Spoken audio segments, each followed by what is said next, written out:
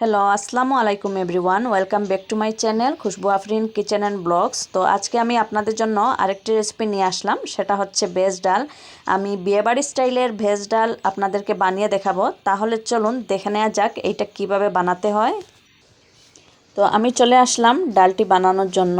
তো আমি গ্যাসের মধ্যে একটা কড়াই বসিয়ে দিয়েছি আর কড়াইটা গরম হয়ে গিয়েছে। এখন আমি এখানে নিয়ে নিয়েছি 1 কাপ মুগ ডাল।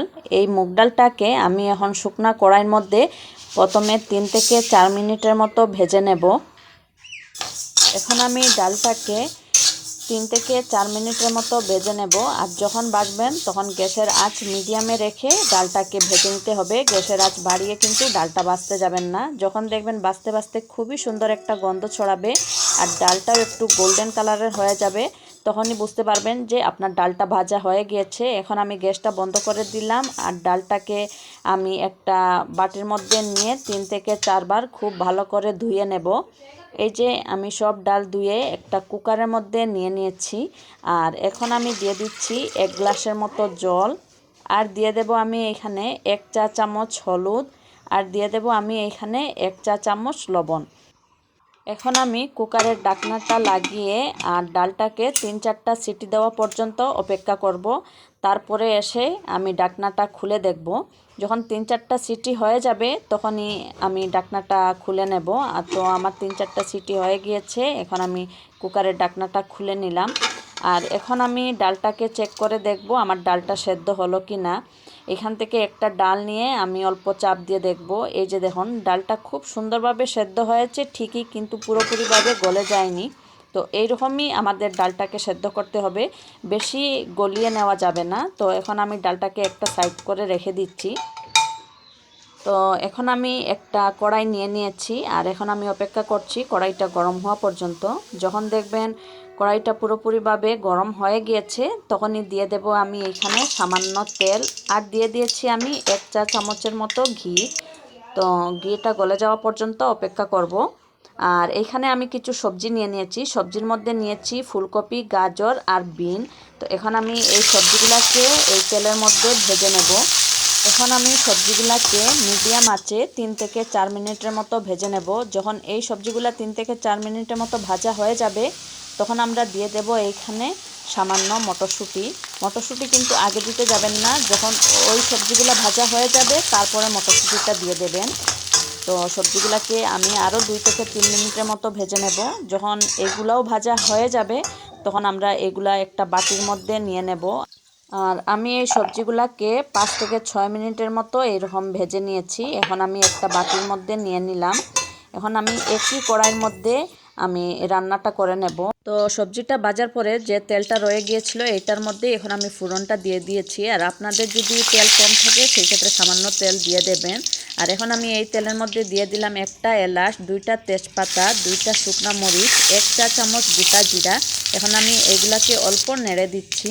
আর এখন আমি দিয়ে দিয়েছি একটা কাঁচামরিচ আমি কুচি করে কেটে নিয়েছিলাম, এইটা একটা টমেটো, এটাও কুচি করে কেটে নিয়েছিলাম টমেটোটা, আর 1 টুকরা আদা আমি গ্রেট করে নিয়েছিলাম। তো এইগুলা দিয়ে এখন আমি টমেটোটাকে একটু সময় নিয়ে ভেজে নেব। খেয়াল রাখবেন টমেটোর যেন কাঁচা গন্ধটা না থাকে, যদি কাঁচা গন্ধ থাকে সেই ক্ষেত্রে ডালটা খেতে ভালো লাগবে না। এখন আমি দিয়ে দিলাম 1/2 চা চামচ হলুদ, আর দিয়ে দিচ্ছি আমি সামান্য লবণ। এই ক্ষেত্রে লবণটা একটু বুঝে দেবেন, কারণ আমরা যখন ডালটা সেদ্ধ করেছিলাম তখনই কিন্তু লবণ দিয়েছিলাম। তো এই ক্ষেত্রে লবণটা একটু বুঝে তারপরে দেবেন। এখন সব মশলা খুব ভালোভাবে আমি কষিয়ে নিচ্ছি। আমার টমেটোটা কষানো হয়ে গিয়েছে। আর এখন আমি এইখানে আমরা যে আগে সবজিগুলা ভেজে রেখেছিলাম এই সবজিগুলা দিয়ে দেব। তো আমি সব সবজি এখন ঢেলে দিলাম। আর এখন আমি এই মশলার সাথে সবজিগুলোকে খুব ভালো করে মিক্সড করে নিচ্ছি। খেয়াল রাখবেন যাতে তলানিতে লেগে না যায়, এটা গ্যাসের আঁচ কম করে সবজিগুলোকে একটু মিশিয়ে নেবেন। আর এখন আমি দিয়ে দিচ্ছি সামান্য জল, যাতে মশলাটা পুড়ে না যায়। আমি বাটিটা ধুয়ে তারপরে সামান্য জল দিয়ে দিলাম। এখন আমি সবজিগুলোকে আরও একবার নেড়ে দিচ্ছি। আর এখন আমি দিয়ে দিচ্ছি এইখানে চিনি, আমি 1/2 চা চামচ থেকেও কম দিচ্ছি। তো চিনিটা দিলে ডালের মধ্যে খুবই সুন্দর একটা টেস্ট হয়।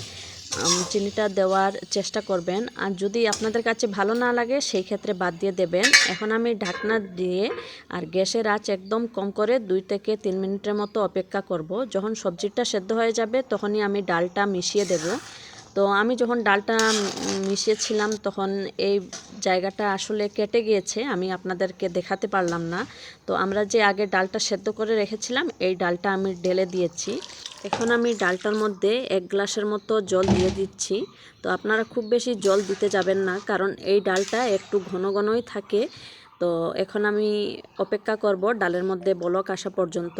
যখন দেখবেন ডালটার মধ্যে পুরোপুরিভাবে বলক এসে গিয়েছে তখনই আমি এখানে একটা ভাজা মশলা দিয়ে দেব। এই ভাজা মশলার মধ্যে আমি যা যা নিয়েছি, 1 চা চামচ গোটা জিরা, 2টা শুকনা মরিচ আর একটা এলাচ, এগুলাকে আমি প্রথমে শুকনা কড়াইয়ের মধ্যে ভেজে তারপরে আমি কুটে নিয়েছি। আর আপনাদের কাছে যদি এই মশলাটা না থাকে সেক্ষেত্রে আপনারা সামান্য গরম মশলাও দিয়ে দিতে পারেন। আর এখন আমি দিয়ে দিলাম 1 চা চামচের মতো ঘি, আর দিয়ে দিচ্ছি আমি 1 মুঠা ধনিয়া পাতা।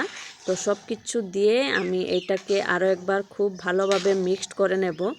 আর আপনারা চেষ্টা করবেন আমি যে ভাজা মশলাটা আপনাদেরকে বলেছিলাম এইটা দেওয়ার জন্য, তখন দেখবেন ডালটার মধ্যে খুবই সুন্দর একটা টেস্ট হয়। তো এখন আমি গ্যাসটা বন্ধ করে দিলাম। আর আমি ভুলে গিয়েছিলাম কাঁচামরিচ দিতে, তো 5-6টা কাঁচামরিচ দিয়ে দিলাম। এখন ঢাকনা দিয়ে ঢেকে রেখে দিচ্ছি আর একটু পরে পরিবেশন করে দেখাবো। হয়ে গেল আমার ভেজ মুগ ডাল। আপনারা এটা আলু ভাজি অথবা বেগুনির সাথে খেয়ে দেখবেন, খুবই দারুণ লাগে। একবার খেলে আপনারা এই স্বাদটা ভুলতে পারবেন না। আর আমার রেসিপিগুলি যদি আপনাদের কাছে সহজ লেগে থাকে তাহলে প্লিজ একটা লাইক দিতে ভুলবেন না।